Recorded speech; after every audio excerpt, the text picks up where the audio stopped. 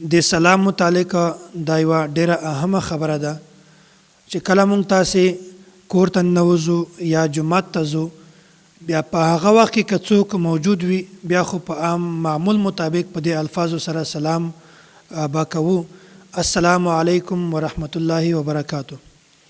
خو که چیرته جومات کې یا کور کې څوک نه وي بیا په دې الفاظو سره مونږ تاسې سلام کوو السلام علینا وعلی عباد الله الصالحین. خو که چیرته په جومات کې یو داسې کس ناست وي چې هغه په تلاوت باندې مشغوله وي نو بیا بهترینه خبره دا ده چې تاسې سلام مه کوئ چې کله هم د تلاوت نه فارغه شي بیا هغې نه بعد دته که د ملاقات ضرورت بیا سلام ورته وکړئ او د تلاوت په وخت کې چاته سلام مه کوئ. او درمه خبره دا ده چې کله هم چا سره ملاویږي ملاقات ورسره کوئ که یو کس سره ملاویږي یا د یو نه زیاتو کسانو سره ملاقات کوئ بیا هر کس ته تاسې سلام کوئ. که چا سره ملاویږي په غېږه باندې یا لاس باندې السلام علیکم ورحمت الله وبرکاتو السلام علیکم ورحمت الله وبرکاتو په دې باندې د انسان ګناهونه معاف کیږي او الټا په پوره سلام باندې الله تعالی د کس ته ډېر نیکۍ هم ورکوي. او چې کله بیا واپس ترنه ځئ بیا په دې وخت کې هم هغه کس ته سلام کوئ. دا ته سلام ودا وایي دا هم مسنون عمل ده. او مونږ معاشره کې خو ډېر زیات خلک د دې غلط فهمۍ شکار دي چې هغه هم چا سره ملاویږي بیا سلام نه کوي بلکې وایي هاي حاجي صاحب یا سیټ صاحب یا پلانکی څوک هم چې په کوم نامه باندې متعارف وي بس هغه نوم ورته اخلي. حالانکه بهتره خبره خدا ده چې حاجي صاحب ته ملاویږي بیا سلام ورکوي السلام علیکم ورحمت الله وبرکاتو. سیټ صاحب هغه ته سلام کوي سلام به ځان ته وي ملاقات به ځان ته وي او د دې ثواب بالکل ځان ته درته ملاویږي چې په مکمل سلام باندې تاسو ته 10 نیکۍ ملاویږي.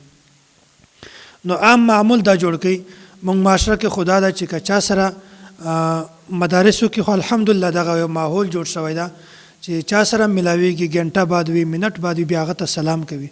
خو عام کلی کې موږ دا ماحول ده چې چا سره ملاویږي سلام نه ورته کوي بس په هغه په نامه باندې کوي چې ستړی مشه په خیر راغلی یا دا د الفاظ ورته استعمالوي خو سلام نه کوي. دا ډېر غلط کار ده. حالانکه چا سره هم چا ملاویږي سلام ورته کوي په دې باندې ثواب ځان ته ده او د ګناهو معاف کول هغه ځان ته عمل ده.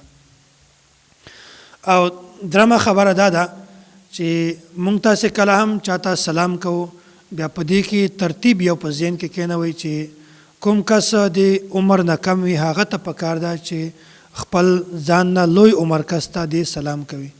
سلام په پر الفاظو سره السلام علیکم ورحمت الله وبرکاتو.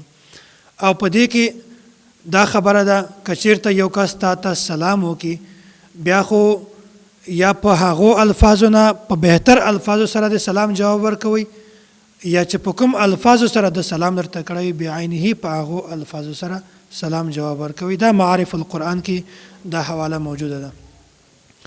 که څوک تا دا سلام وکړي السلام علیکم بیا په دې نه بهتر الفاظو سره سلام جواب ورکوي وعلیکم السلام ورحمت الله وبرکاتو. او که څوک تا سلام وکړي السلام علیکم ورحمت الله وبرکاتو بیا بعینه په دغه الفاظو سره د سلام جواب ورکوي. او داسې چې کوم سوارلی باندې سور کس وي هغه ته پکار ده چې روان کس ته د سلام کوي او روان کس ته ناس کس ته سلام کوي.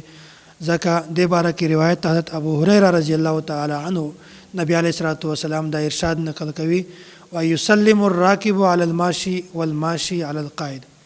کوم کس چې سور وي هغه د پیدل تلونکي کس ته سلام کوي او پیدل تلونکی کس ته ناس کس ته سلام کوي. نو دا بهترین عمل ده. او که څوک هم د سلام جواب نه کوي ور بغیر د شرعي عذر نه دا سړی ګناهګار ده.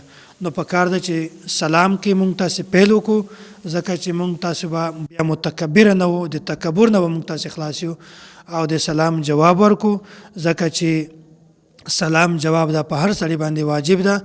او که مونږ کله د سلام جواب نه کوو به مونږ تاسې ګناهګار یو. حضرت عمران ابن حسین رضی الله تعالی عنه دا فرمایي وای مونږ یو ورځ د نبی علیه الصلاۃ والسلام سره ناستو بیا یو کس راغی هغه سلام وکړو السلام علیکم.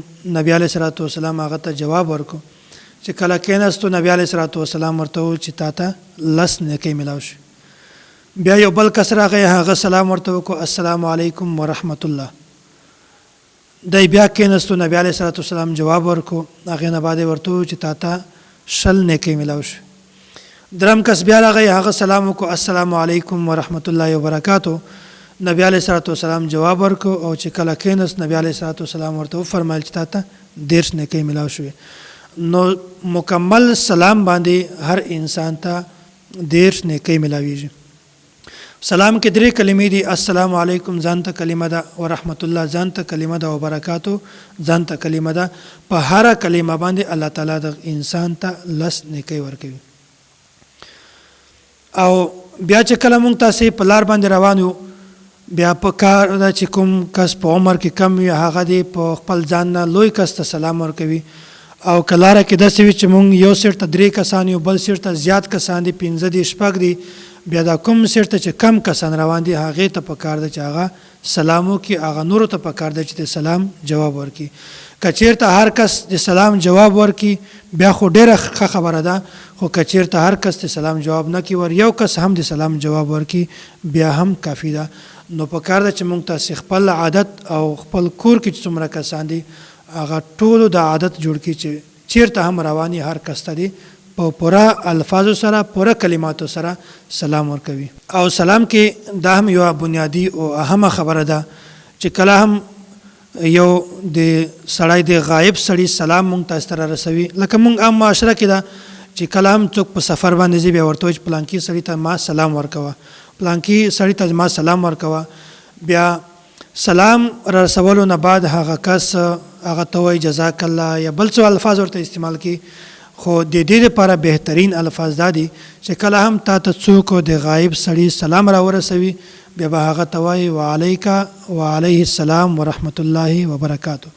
دا بهترینه طریقه ده چې څوک هم سلام تا ته راوړي بیا به هغه ته سلام جواب په دې الفاظو سره ورکوي علیک وعلیه السلام ورحمت الله وبرکاتو. یعنی پتا دې هم سلامتی وي او چې کوم کس ما ته سلام را رسولی ده، کوم کس ما باندې سلام ویلی ده په هغه باندې هم سلامتی وي.